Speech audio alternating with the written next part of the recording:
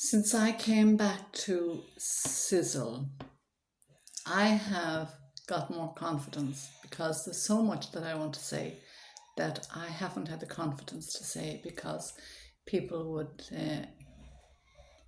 they'd question who I am and where did I get my information from. Because when I heard about the chemicals that people are buying and putting onto their bodies and getting sick and then paying somebody else in the hope of solving the problem, and this vicious cycle that goes on and it passes on to their children. And when I realized that we have great power to heal our own bodies and our minds and our spirits, I became very, very angry and frustrated for a long, long time. And I suppose angry because of all the people that I had put through my hands while I was working as a nurse and a midwife. And when I looked back and saw we weren't looking after them, we were actually creating more problems for them. And then people would often say to me, when people would ask questions, they would often say, well, if I had more money, I would be able to go to a private clinic, or now people talk about going abroad, or I'd be able to afford the drugs or whatever the case may be. That's a carrot. That's a carrot, and unfortunately an awful lot of people follow the carrot. I worked in public hospitals, I worked in semi-private hospitals, I worked in private hospitals, I worked in exclusive clinics. I suppose the exclusive clinic that I worked in was in London. It was near Baker Street, the London clinic. And I worked all over the world. I worked in Ireland, I worked in England, I worked in Australia. I was always looking to be the best so that I could give the best care to my patients. And I suppose it's like anything. I think sometimes we're led to a place where we don't know where we're being led, and we take a step away from where we are, and then we go off into the unknown.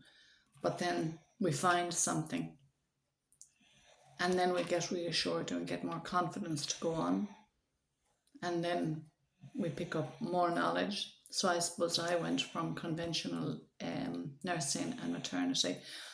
I started to study natural healing, what we called holistic health. We looked at the body, mind and soul, and that was so refreshing because we were able to see the connection, the energy in the body, and the connection through what we call meridians and chakra lines. And we were able to realize that if the eye is on the same meridian as the kidney, then treating the kidney might not be a good idea. We need to go to the eye, or vice versa. We need to go to the eye in order to treat the kidney. So whole health and the interdependency of every system in the body just made sense, and it was so. And I then said, okay, I want to make people so healthy that they don't have to come back to me, because I saw myself as a fixer-up, not a real solution. I was still fixing people. And it came to my attention when I was, it's like everything. If we have a problem ourselves, we try and resolve it ourselves. It's not a matter of taking a pill or going to the doctor to see what does he think or wherever. I suppose I've always been someone that looked inwards and said, maybe I would be too critical of myself when I would look inwards, because I'd say, who am I, kind of thing. That's self-confidence. But I always looked in to see, where was I in my life? Was I authentic? I suppose when I got married, that was a challenge for some people, because I wasn't marrying into money or marrying into a big secure job or a big secure husband. I was marrying somebody that I loved. And I suppose I've always believed in love, because I always have a spiritual belief that God is there and that there's a hand, I say the Spirit, leading us in the direction, provided we want to do the very best. And because of that, I have been blessed in every area of my life. I call it prosperity living. You don't go after the money, you go after your lifestyle, living your lifestyle 100% to the best of your ability. And when you do that now, you will learn the lessons that you need that will lead you on to the next stage in your life. Because I would have seen, when I was introduced to this wonderful family, the Mauer family, and the wonderful science they're giving us, I would have seen, oh, I don't need my nursing, and I don't need my therapy, and I don't need anything else. And yet, when I look back, my conventional medicine and maternity was a huge education for me. It showed me how the body is not to be treated. And then when I did holistic medicine, it showed me a whole new way of the inner workings of the body. But it wasn't until we had a problem in our own home, and I'm, as I say, one for solving our problems. My husband had bleeding gums, and I had done another course. I spent 10 years doing different courses in the belief that I was going to get the magic bullet that was going to solve all problems. And the person that I did the course with, I rang him up and I asked him, is there anything that can be done? And he then said to me, he said, you need to look at these products. It's a company called New Ways. And I thought, well, I trust this man. I've done a course with him. I know he wouldn't harm me or lead me astray. I will. So he came down, he spoke to us, and he talked about the toothpaste. He said, perhaps the toothpaste is not doing him any good. And at the time, he was lashing the Listerine into his mouth in the hope that it would alleviate the gum disease.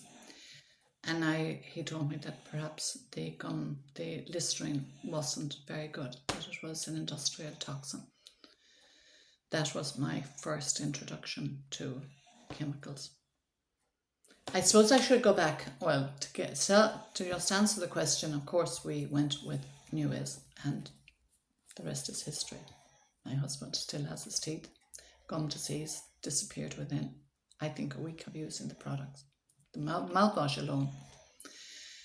Now, I should say my search began because I worked in conventional medicine. When I was doing holistic medicine, I was told about different books, and this book was suggested. Perhaps because of your background, you should look at this book. It was a banned book. But my husband, I went to an Earl's Court Body, Mind and Soul show. It was like going to a football pitch and having all these wonderful, wonderful therapies and books and everything, people in there.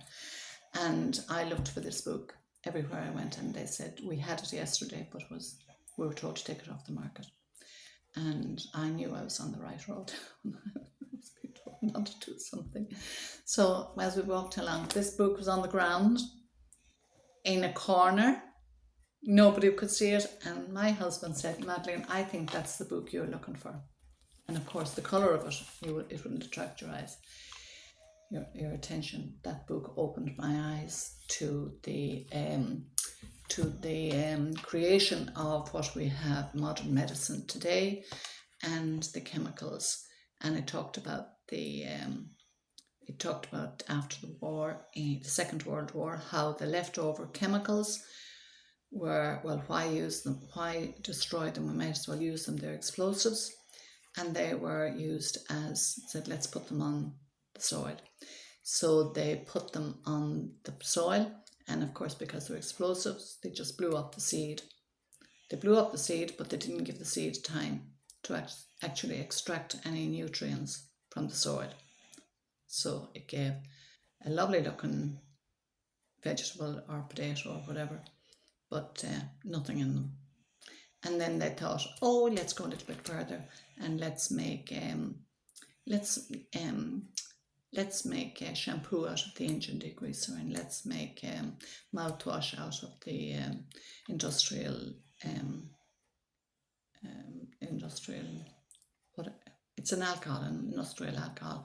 So they started, and of course people accepted that because people were paid, and when they had money, they didn't think about anything. They began to have a better lifestyle. They had they had better houses, they had better cars, they had better holidays, they had better eating out, they had, and so the material world continued, leaving behind the most important part of all, their health. The next step I went to then, I suppose, was I started going to meetings in Dublin, and we had a wonderful scientist that came to us. He was an environmental scientist. What he was doing was he was examining every ingredient that was in products that was being sold in the retail market, and he was showing their danger, the toxins of them. That was a man called Professor Samuel Epstein. His photograph is down here. I actually went to a meeting. I met this man. Talk about meeting superstars. When you meet people who speak the truth, honourable people of integrity. That's all we need. Those people, not people who spit off untruth. Anyway, I heard Professor Samuel Epstein, and that man completely gave me a belief that science was there. It had all the answers, and the only thing we had to do was something that only individuals can do themselves, because people can spend all their money on doctors, they can spend all their money on therapists, and they can go home and they can keep buying the same products over and over and over again, and the cycle never changed. That's a great little book that I nearly give it out, because that's what we used to go around with, books like that, and try and let people know the dangers. Now, again, there's products in there. It talks about cancer products that have the potential. They actually are cancer chemicals. If they're put on the body, they have the potential to create cancer inside or outside the body. Depends on where they're used, on the skin or in the body.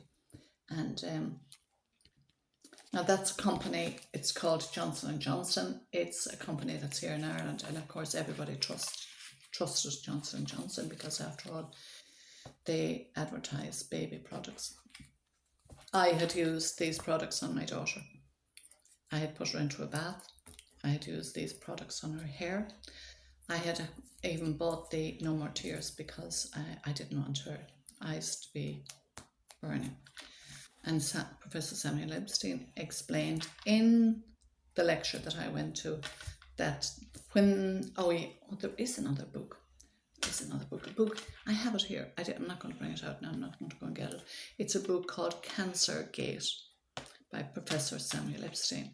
And when he was writing that book, Johnson & Johnson, all the chemical industries companies heard that they were promoting that he was going to expose their shady science, and Johnson & Johnson wrote to him via their scientists and said, can we have the book so that we see what you're writing about us? And Professor Epstein sent back his word via his scientist and just said no.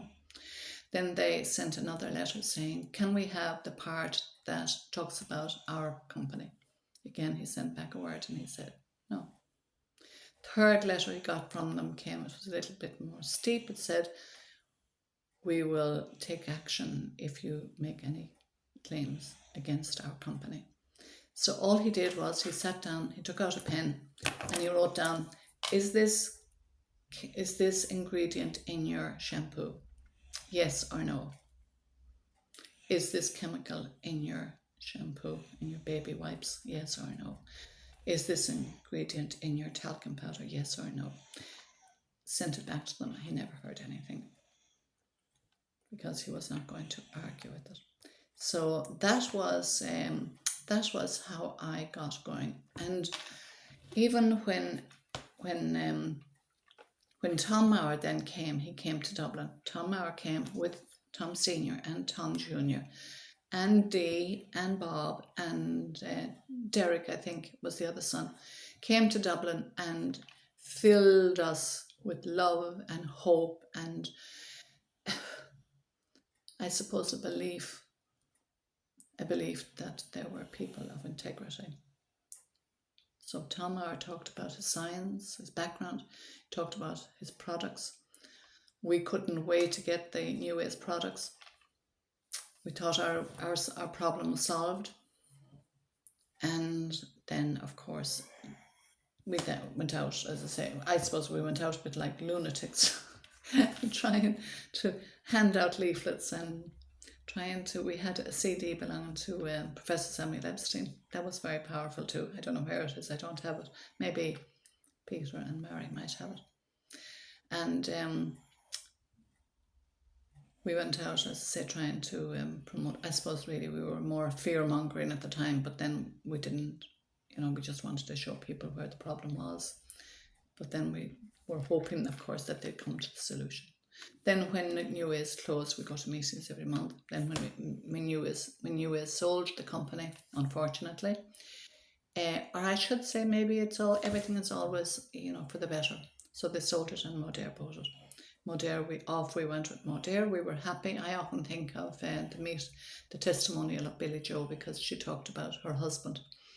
When New Ways came along, she got results and started telling. When Modere came along, she went on the bandwagon, and her husband saying to her, "No, that's it." So it's a bit like that in our house. But the truth is the truth, and you don't stop when you have found something so remarkable and transformative. When I say transformative, transform the whole world, the economy and the health, the education system, the emotional health, the spiritual health of every single human being. And then, of course, Sisel came along, and we came to Sisel, and of course we are so more than what Mary Frances talked about. We have come home. We have come home to talk about advanced science. We have come back to more advanced science that is now 40 years since Modere started, I think. And all we're doing really is we're going from, I consider health to be conventional medicine, and what's been sold on the retail shops is the lowest form of science. Most of the people are subjected to that. Then holistic healing has different levels and different abilities. That is bringing us up into the heart area. So we're going from fear, the lower, we're going into heart, which is the upper. And then when we come to Sisel and Modere and New Ways and now Sisel, it brings us right up into the very highest science that can be given to us. And Mary France talked about supplements, about how to know bad supplements or maybe ineffective ones, and how to recognize good ones. Well, we're not promoting supplements per se. Yes, we are putting something along with our food and our lifestyle. We are adding nutraceuticals, and they are ingredients that are tested, examined in the lab, and where all of natural science and scientists have come together, so that whatever goes into our body, whether it's our toothpaste, our Maximal, or Max Flash, or the products that we have now from Sisel, the food coiden, or the skincare, or the household products, or whatever they are sent in with a purpose. Because if we're this is something that only people can do. Their cells are dying, their cells are polluted, and nobody can do anything about that. People now can, because now we can clean the cells. Tamar talks about the aged cell, and it's up there, and it goes in and it cleans out the cells, the rubbish in the cells, and allows the cells to work optimally. And then we are feeding the cells and feeding every area of the body and regenerating. We're going from degenerating, where things are getting worse and worse and worse. We're going to now spring, everything gets better and better and better. We are regenerating. So I thought I'd come on and I would just explain my version of that. Yes, it was a journey. And yes, we're all on this journey together. So if I can help anybody in any way by what my journey, I know you are helping me in my journey, because being alone is not a good place to be. We can stand alone, but we also can be in with like-minded people like our group.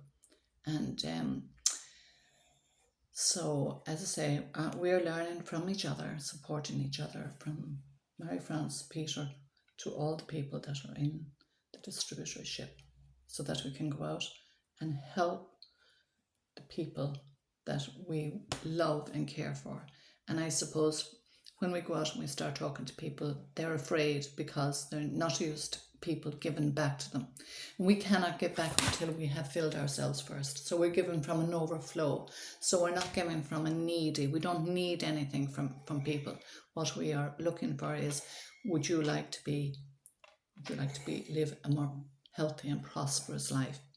That's how I see it. So we're not taking, we're giving back, because that's what Sisel are doing, that's what New is did, and that's what Modere did. And thankfully we're getting better and better, because as Tom Maurer said, science never sleeps. It's always learning and growing. And my mother would often say to me, when I tell her, when I was doing my reflexology and therapies, it was reflexology and kinesiology and macrobiology, the different macrobiotic groups, all seem to be analogy. She said, the next thing you'll be doing is codology. Well, we are not doing codology. We are moving forward and learning and growing and be part of something extraordinary. So that's just a little picture of how I got to where I am and why I never changed my direction, and why I never will.